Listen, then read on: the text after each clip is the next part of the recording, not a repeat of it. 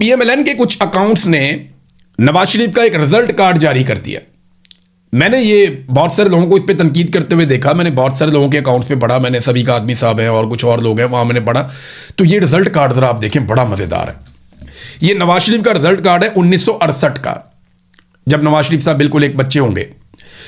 तो नवाज शरीफ का result card है, लाहौर इसके ऊपर लिखा हुआ है, रोल नंबर उनका लिखा हुआ है, 1968 लिखा हुआ है। तो बीए का रिजल्ट कार्ड है नवाज शरीफ का, और दावा ये किया जा रहा है कि मियां साहब देखें कितने अच्छे नंबरों के साथ पास हो गए थे। इन्होंने 300 से ज़्यादा नंबर लिए थे उस वक्त, ये कोई सेकंड डिवीजन बनती थी, सेकंड हाई डिवीजन, इस तरह की बातें लिखी हुई हैं। लेकिन सबसे मज़े की बात यह है कि जिसने ये रिजल्ट कार्ड बनाया ना, उसने नवाज शरीफ की फ़ोटो 2018 वाली लगा दी। आप अंदाज़ा करें कि इमरान खान ने कहा था एक तो ये पढ़े लिखे नहीं है, बेवकूफ़ हैं और इन्हें अकल भी नहीं है। अब पता नहीं किसने इनको बनाकर दे दिया और यहाँ पे वायरल होना शुरू हो गया सोशल मीडिया के ऊपर। कैसे बेवकूफ़ लोग हैं, अकल से पैदल हैं। सोशल मीडिया पे डाल भी दिया, वायरल भी हो गया। और 2018 में जो नवाज शरीफ की फ़ोटो थी, जैसे नवाज शरीफ 2018 में दिखते थे, 1968 के रिजल्ट कार्ड पे वो फ़ोटो लगी हुई है।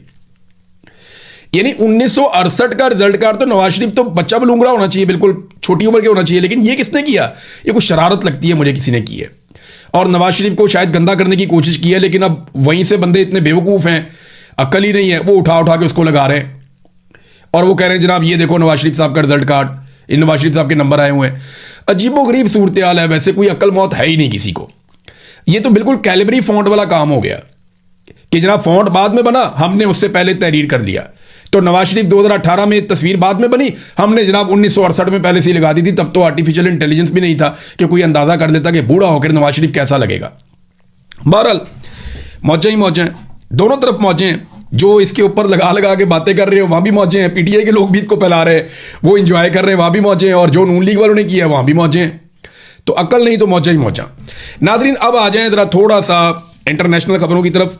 मेरे पास दो खबरें हैं। एक जो सबसे इंपॉर्टेंट खबर है वो है एक तारीखी किला, मैंने आपको बताया था पिछले वीलॉग में, जिसके ऊपर कब्जा कर लिया है इसराइल ने, और बेंजामिन नेतन्याहू ने उसे अपनी एक तारीखी कामयाबी करार दिया है और वो कहते हैं हम ये किला नहीं छोड़ेंगे।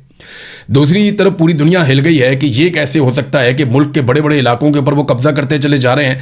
तो इसराइल एग्जैक्टली अपनी एक्सपेंशन कर रहा है, अपने मुल्क को फैला रहा है। जो उनका एक मंसूबा है, वो कहते हैं कि हमारा मैप जो है वो वहां तक जाएगा जहां तक हम अपना हक समझते हैं, और उन्होंने उसका एक मैप जारी भी किया हुआ है। फ्रांसीसी वजीर खारजा ने यह कहा है कि इसराइली फोर्सेस के हाथों लबनान के तारीखी बेफोर्ट किले पर कब्जे के बाद उन्होंने अक़वाम मुत्तहिदा की सलामती कौंसिल का हंगामी इजलास तलब किया है, और यह बताया गया कि हमने अक़वाम मुत्तहिदा की सलामती कौंसिल के हंगामी इजलास की दरख्वास्त की है। अगरचे हम दीगर ममालिक की तरह इसराइल के हक़ के दिफा को तस्लीम करते हैं, लेकिन कोई भी चीज़ इसराइली फ़ौजी कार्रवाइयों के तसलसल और लबनानी सरजमीन में मज़ीद पेशकदमी का जवाब फराहम नहीं कर सकती। अब देखना यह है कि इस पर बाकी ममालिक किस किस्म का रद्द-ए-अमल देते हैं।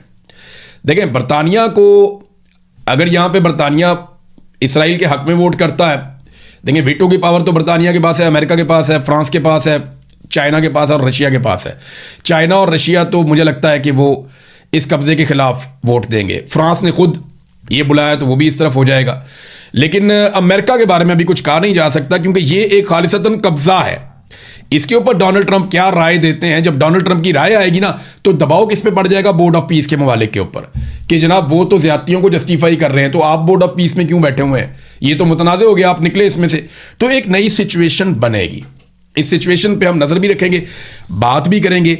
ईरान ने एक स्टेटमेंट दिया है, और जो तस्नीम उनका न्यूज़ है वहां से ये सरकारी खबर आई है कि अगर ट्रंप ने अपने तजावीज़ को तब्दील किया, एग्रीमेंट के अंदर जो ड्राफ्ट था उसमें उन्होंने अपनी तजावीज़ को तब्दील किया, और ये खबर भी आई है कि ट्रंप ने कुछ तजावीज़ को बदल कर ईरान के लिए भिजवाया है कि आप इन चीज़ों को कबूल करें।